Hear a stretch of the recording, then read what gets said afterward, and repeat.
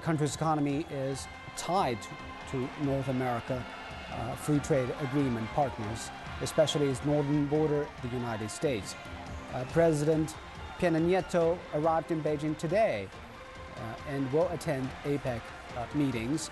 Tomorrow, in 2013, China-Mexico relations were elevated to comprehensive strategic partnership, while China becoming Mexico's second largest trade partner.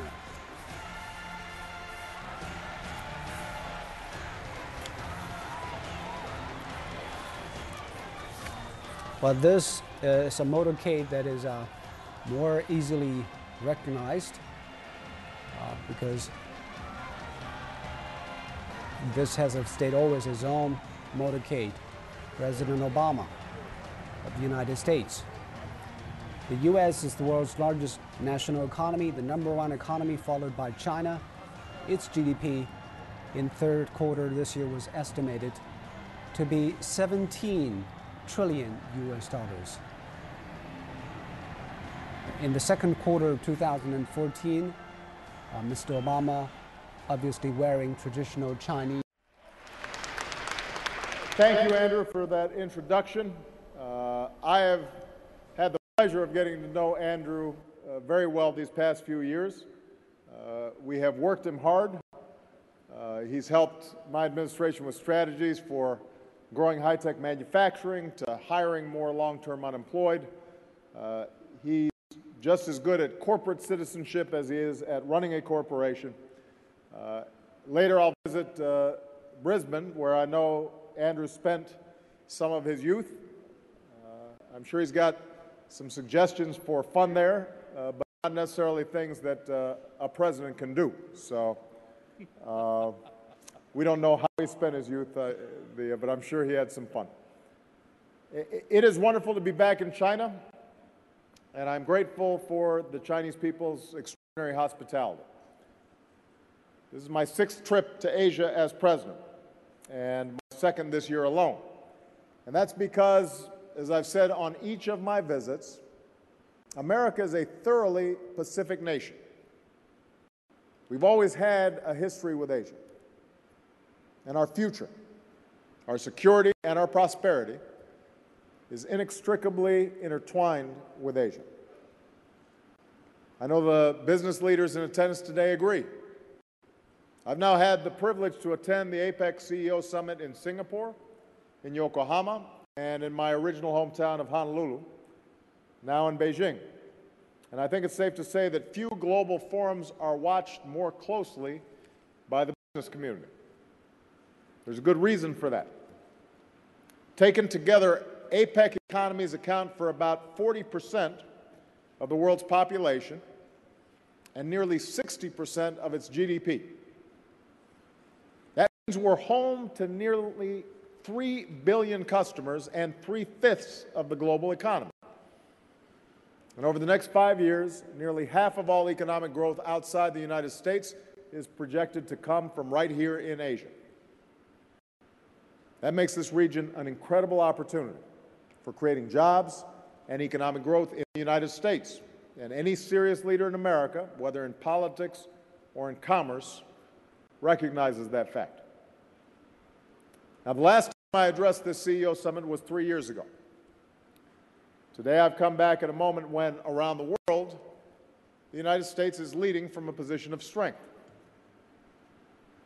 This year, of course, has seen its share of turmoil and uncertainty. But whether it's our fight to degrade and destroy the terrorist network known as ISIL, or to contain and combat the Ebola epidemic in West Africa, the one constant, the one global necessity, is and has been American leadership. And that leadership in the world is backed by the renewed strength of our economy at home. Today, our businesses have created 10.6 million jobs over the longest uninterrupted stretch of job growth in American history. We're on pace for the best year of job growth since the 1990s. Since we started creating jobs again, the U.S. has put more people back to work than Europe, Japan, and every other advanced economy combined. And when you factor in what's happening in our broader economy, a manufacturing sector that, as Andrew said, is growing now at a rapid pace, graduation rates that are rising, deficits that have shrunk by 2/3, healthcare inflation at 50-year lows, and an energy boom at new highs. When you put all this together, what you get is an American economy that is primed for steadier, more sustained growth, and better poised to lead and succeed in the 21st century than just about any other nation on earth. And you don't have to take our word for it. Take yours. For 2 years in a row, business executives, like all of you, have said that the world's most attractive place to invest is the United States. And we're going to go for a three-peat. We're going to try to make it the same this year. But despite the responsibilities of American leadership around the world, despite our attention to getting our economy growing, there should be no doubt that the United States of America remains entirely committed when it comes to Asia. America is a Pacific power, and we are leading to promote shared security and shared economic growth this century, just as we did in the last. In fact, one of my core messages throughout this trip, from Apec to the East Asia Summit to the G20 in Australia, as working together, we need growth that is balanced, growth that is strong, growth that is sustainable, and growth where prosperity is shared by everybody who is willing to work hard. As President of the United States, I make no apologies for doing whatever I can to bring new jobs and new industries to America. But I've always said, in the 21st century, the pursuit of economic growth, job creation, and trade is not a zero-sum game. One country's prosperity doesn't have to come at the expense of another. If we work together and act together, strengthening the economic ties between our nations will benefit all of our nations. That's true for the nations of Asia. And I believe it's particularly true for the relationship between the United States and China.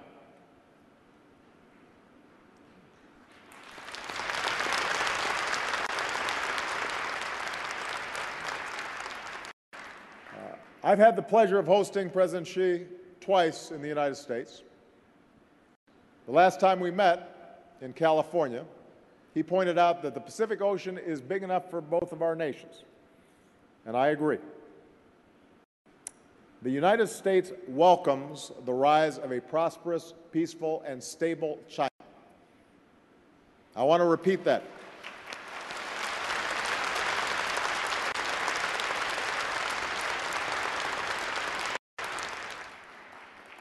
I want to repeat that. We welcome the rise of a prosperous, peaceful, and stable China. In fact, over recent decades, the United States has worked to help integrate China into the global economy. Not only because it's in China's best interest, but because it's in America's best interest and the world's best interests. We want China to do well.